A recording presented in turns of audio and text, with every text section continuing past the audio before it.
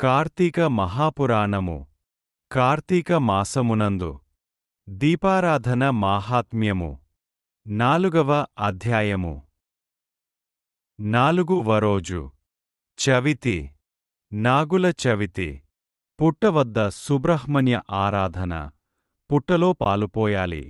జనక మహారాజు అడుగుచున్నాడు. వశిష్ఠ మునీంద్ర, కార్తీక వ్రత పుణ్యమును తెలుపుము.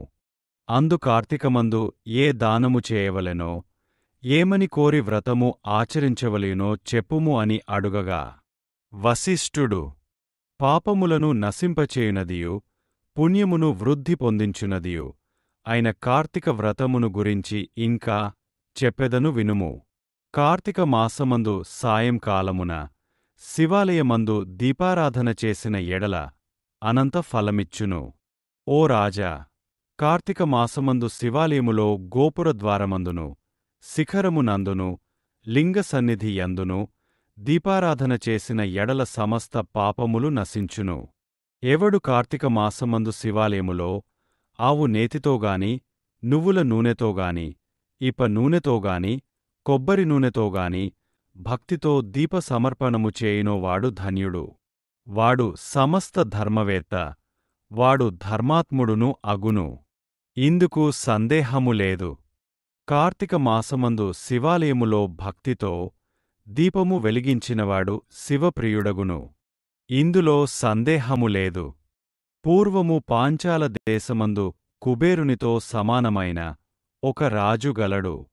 అతడు సంతానము లేక గోదావరీ తీరమందు తపస్సు చేయుచుండెను.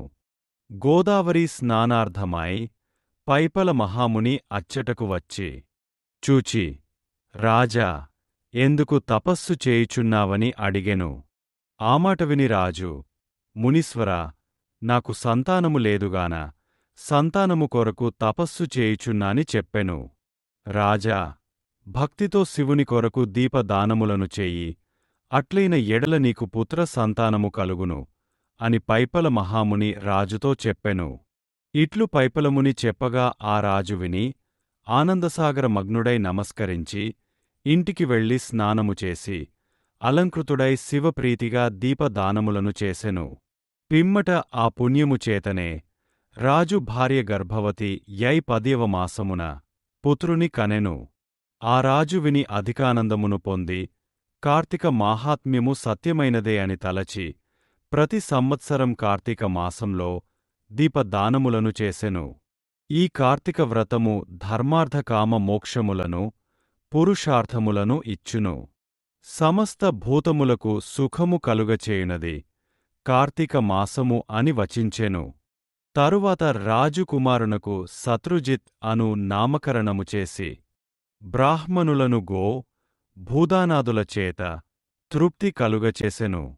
తరువాత ఆ బాలుడు క్రమముగా వృద్ధినొంది యౌవనవంతుడై శూరుడై సుందరుడై వేశ్యాసంగలోలుడై అంతట తృప్తి లేక పరస్త్రీల యందు ఆసక్తి కలిగి ధనాధికమునిచ్చి వారిని లోబరుచుకొని సంభోగించుచు ఇది తగదని చెప్పిన గురువులను బ్రాహ్మణులను ధిక్కరించి జాతిని విడిచి సంకరకారకుడై ప్రతి మనుజుని నిందించుచు కఠినముగా మాట్లాడుచు కత్తిని నిరంతరము చేతధరించి అడ్డము వచ్చిన వారిని హింసించుచు ఇట్లు అన్యాయ మార్గవర్తనుడై ఉండెను.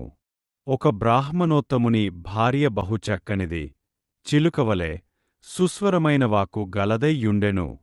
విప్రభార్యను ఆ రాజకుమారుడు అట్టిచూచి ఆమె సౌందర్యమునకు సంతోషించి ఆమెయందు ఆసక్తి కలవాడయ్యెను.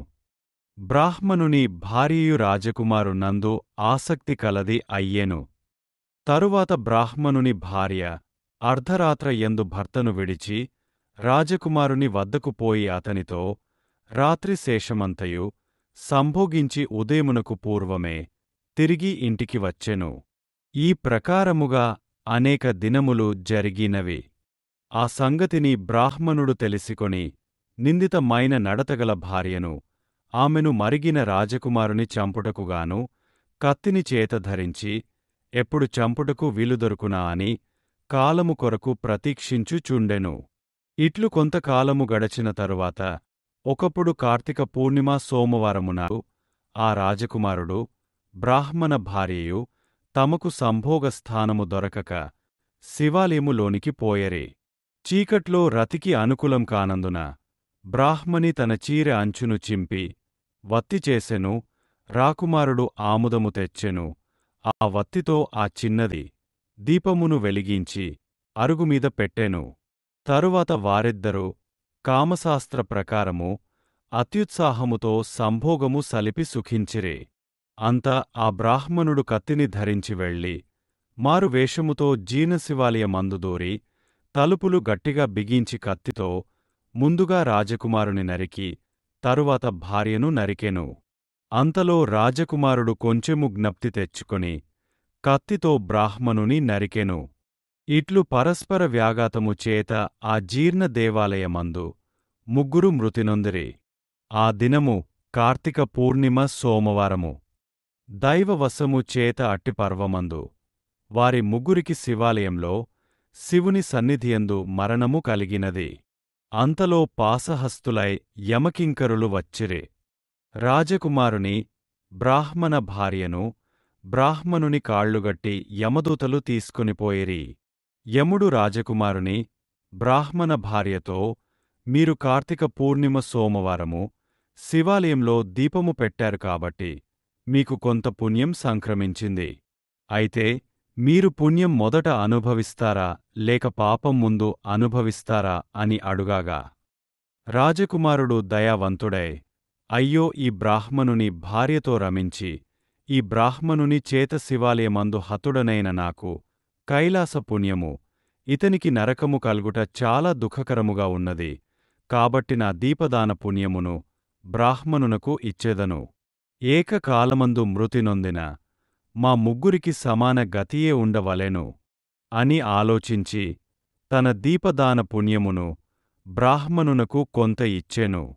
ఆ పుణ్యము చేత బ్రాహ్మణుడు, రాజకుమారుడు మరియు బ్రాహ్మణ భార్య దివ్యమైన విమానమెక్కి కైలాసమునకు పోయెను. మొత్తము మీద మోహము చేత చేయబడిన ఒక దీపదానము చేత ముగ్గురు కైలాసమునకు పోయరే. కాబట్టి కార్తీక మాసమందు తప్పక దీపదానము చెయ్యవలేను, లేదా దీపము అయిన శివాలయం యందు వెలిగించవలేను. కార్తీక మాసమందు నిత్యము శివాలయమందుగాని విష్ణువాలయమందుగాని దీపమాలను సమర్పించిన ఎడల ఆ దీపదాన పుణ్యముతో జ్ఞానమును పొంది తద్వారా పునరావృత్తి రహిత మోక్షమునొందును. సందేహము లేదు. కార్తీక మాసమందు హర సన్నిధిలో స్త్రీగాని పురుషుడుగాని తన శక్తి కొలది దీపార్పణము చేసిన ఎడల సర్వపాప నాశనము కలుగును. శ్రీస్కాంద పురాణములోని కార్తీక మహాత్మ్యమునందలి 4వ అధ్యాయము సమాప్తము. నా ఛానల్ని చూసి నేను పెట్టే ప్రతి వీడియోని చూస్తున్నందుకు మీ అందరికీ కృతజ్ఞతలు. దయచేసి నా వీడియోలని లైక్, షేర్ చేయండి. కుదిరితే కామెంట్ చేయండి. కొత్తగా చూసేవాళ్లు నా ఛానల్ని సబ్స్క్రైబ్ చేయండి.